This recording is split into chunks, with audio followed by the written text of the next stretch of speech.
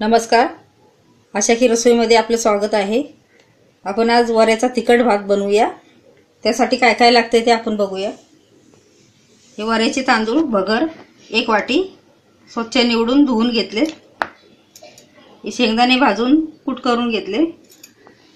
हे मिरची थोडी ठेचून घेतले। मीठ चवीनुसार, तेल आणि आपल्याला तिखट भात बनवण्याकरता पाणी लागेल। आपण गॅस पेटवून घेऊया।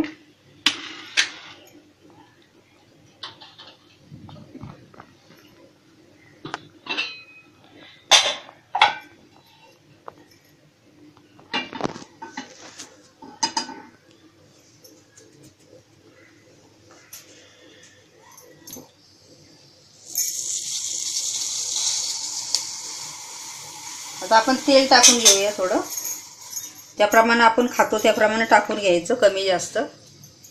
गॅस मध्यम ठेवूया।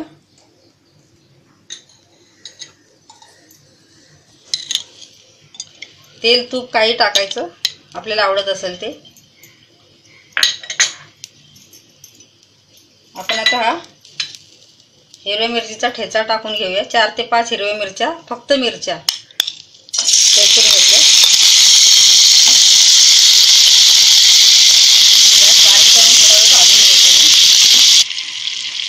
आता हे आपण भगर टाकून घेऊया। स्वच्छ धुवून ठेवले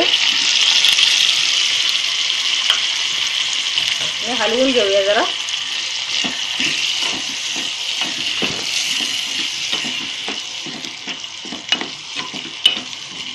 मीठ टाकूया चवीनुसार।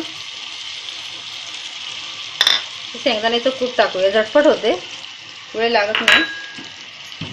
आणि हे 2 मिनिट जरा परतून घेऊया आपण। हे 2 मिनिट परतून घेतलं चांगलं तेलात। आता ज्या वाटीने आपण हे वरीचे तांदूळ घेतले होते त्याच वाटीने आपण पाणी घेऊया। 1 वाटी तांदूळ घेतलेले धुवून, आता त्याच वाटीने 2 वाटी आपण पाणी घालूया शिजण्याकरता।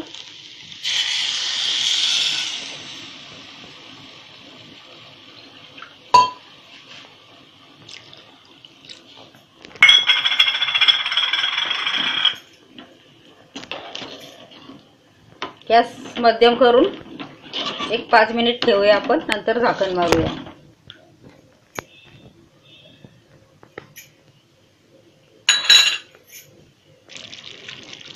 आता 5 मिनिट आपली झालेत। हा भात गॅस बारीक करून 5 मिनिट ठेवलेला, असं पाणी आता सुकत आलंय त्याच्यातलं। आता आपण थोडा वेळ 2 ते 3 मिनिट आपण झाकण मारूया।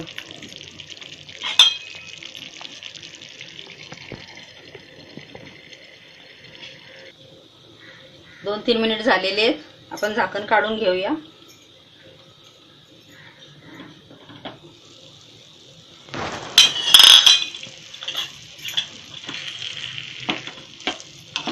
आता आपली भगर शिजली चांगली। गॅस बंद करून घेऊया आणि आपण आता काढून घेऊया।